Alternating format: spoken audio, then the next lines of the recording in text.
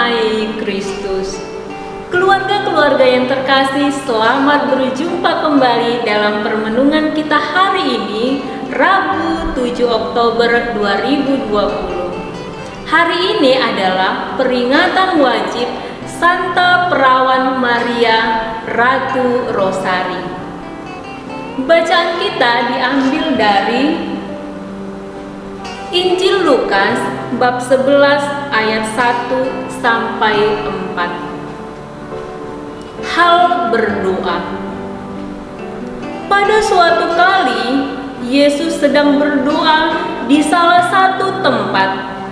Ketika ia berhenti berdoa, berkatalah seorang dari murid-muridnya kepadanya, "Tuhan, ajarilah kami berdoa sama seperti yang diajarkan Yohanes kepada murid-muridnya." Jawab Yesus kepada mereka, "Apabila kamu berdoa, katakanlah, Bapa, dikuduskanlah namamu, datanglah kerajaanmu. Berikanlah kami setiap hari makanan kami yang secukupnya, dan ampunilah kami akan dosa kami, sebab kami pun mengampuni setiap orang yang bersalah kepada kami. Dan janganlah membawa kami ke dalam pencobaan." Demikianlah Injil Tuhan. Terpujilah Kristus. Keluarga-keluarga yang terkasih, untuk mengawali permenungan kita pada hari ini, saya akan menceritakan satu cerita ilustrasi. Adalah seorang kakek yang tinggal di sebuah pedesaan. Suatu hari di desa mereka turun hujan sangat lebat, dan tak beberapa lama kemudian terjadilah banjir besar. Penduduk yang ada di sekitar desa itu mulai mengungsi, mulai mengangkat barang-barang mereka karena mereka sangat ketakutan. Kemudian sang kakek yang dikenal dengan sangat pendoa itu berdoa kepada Tuhan, "Tuhan, hentikanlah hujan ini supaya semua penduduk yang ada di desa ini selamat." Tak lama kemudian hujan bukannya berhenti, tetapi hujan semakin deras. Si kakek mulai cemas, tetapi dia percaya bahwa Tuhan akan menolongnya. Hujan semakin lebat dan banjir mulai semakin tinggi. Kemudian kepala desa menghampiri sang kakek dan berkata, "Kakek, mari kita mengungsi." Tetapi sang kakek berkata, "Tidak, saya yakin bahwa Tuhan akan menolong kita. Tuhan akan memberhentikan hujan ini dan kita semua akan selamat." Karena sang kakek tadi menolak ajakan kepala desa, lalu kepala desa itu pergi. Namun hujan tidak berhenti turun dan si kakek mulai cemas. Lalu kemudian datanglah tim penyelamat dengan perahu karet, lalu mengajak sang kakek, "Kakek, mari naik, kalau tidak kakek tidak akan selamat." Lalu kakek mengatakan, "Tidak, saya tidak mau ikut. Saya percaya Tuhan akan menolong."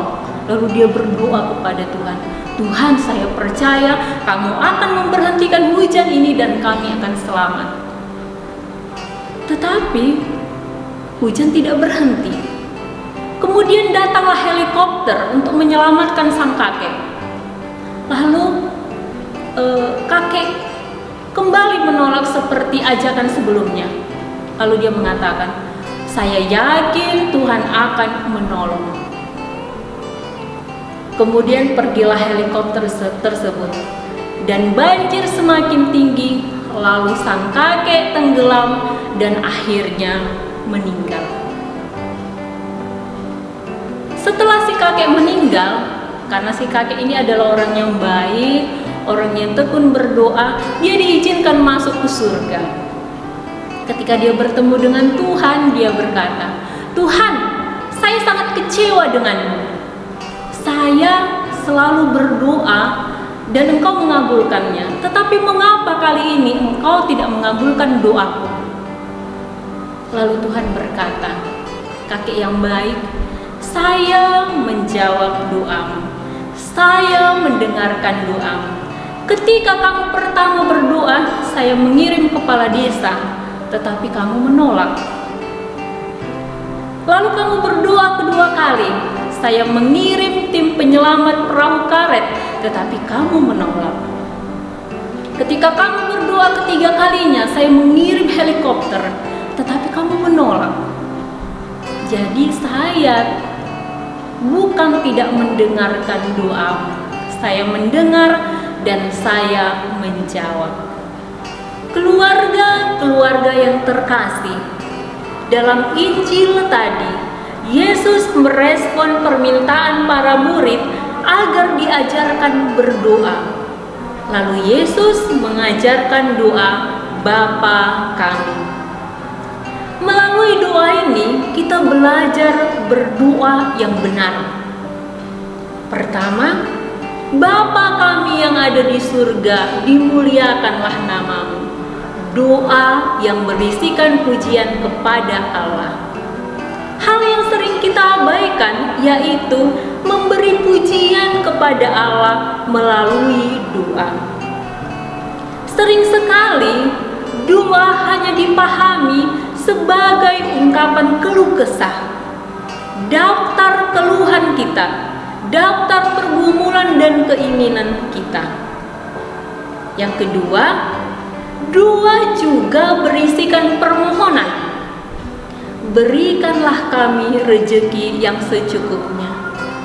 Tuhan mengajar kita agar meminta kepadanya sesuai dengan kebutuhan kita, bukan untuk dihambur-hamburkan. Yesus menjamin bahwa ketika kita meminta, maka Ia akan memberikan sesuai dengan kehendaknya. Ketiga, doa juga berisi ungkapan pertobatan. Dalam doa, kita mengakui pelanggaran dan dosa kita tanpa perantaraan dan langsung kepada Allah.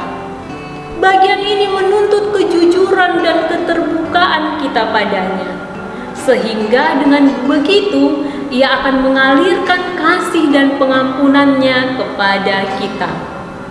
Yang keempat, berdoalah seolah kita berbicara kepada seorang sahabat, tanpa mengurangi penghormatan kita kepada Allah. Tuhan mengajarkan kita untuk berdoa seperti sedang berdialog dengan sahabat kita. Ada kedekatan, ada keakraban, dan tanpa kecanggungan. Yang kelima, berdoa seperti seorang anak kepada bapaknya. Seorang bapa pasti berusaha akan memberikan yang terbaik untuk anaknya. Demikian juga dengan Allah Bapa tentu akan memberikan yang terbaik bagi anaknya. Keluarga yang terkasih, hari ini gereja kita memperingati Santa Perawan Maria Ratu Rosari.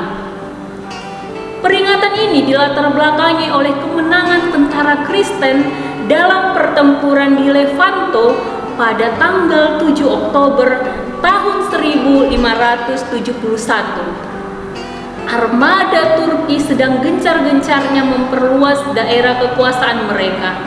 Mereka siap menguasai Eropa. Saat itu, tentara Kristen kalah dalam hal jumlah dan juga dalam persenjataan. Lalu Paus, pemimpin gereja pada waktu itu, meminta seluruh gereja berdoa dengan menggunakan rosario kepada Bunda Maria untuk membantu tentara Kristen. Dan akhirnya pertempuran dimenangkan oleh tentara Kristen.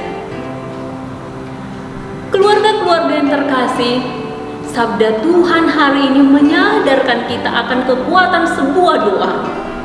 Di sini kita disadarkan untuk tidak hanya mengandalkan kekuatan manusiawi kita dan kekuatan duniawi saja. Tuhan mengajak kita untuk mengandalkan Dia. Di saat kita menghadapi situasi sulit, marilah kita berpaling padanya. Rosario merupakan salah satu media doa. Rosario merupakan doa paling sederhana, namun memiliki kekuatan yang dahsyat. Bapak, Ibu, saudara-saudara yang terkasih, Paus mempunyai pesan yang sangat mendalam kepada setiap keluarga. Paus mengatakan dalam pesannya, "Hai para ibu, apakah kamu telah mengajarkan doa-doa Kristiani kepada anak-anakmu? Apakah kamu telah mempersiapkan mereka berkenalan dengan iman bagi penerimaan sakramen sesuai usia mereka, pengakuan dosa, komuni pertama dan krisma? Apakah kamu telah mengajak mereka memohon pertolongan Santa Perawan Maria dan para kudus? Apakah kamu mendoakan rosario bersama-sama dalam keluarga? Dan kamu bapak-bapak, apakah kamu berdoa bersama anak-anakmu dan seluruh komunitas keluargamu?" Keluarga-keluarga yang terkasih, marilah membiasakan keluarga kita dengan doa. Doalah yang akan menuntun keluarga kita. Doalah yang akan menjadi pelita yang menerangi hidup kita. Semoga kita semakin mendekatkan diri kepada Tuhan dalam doa.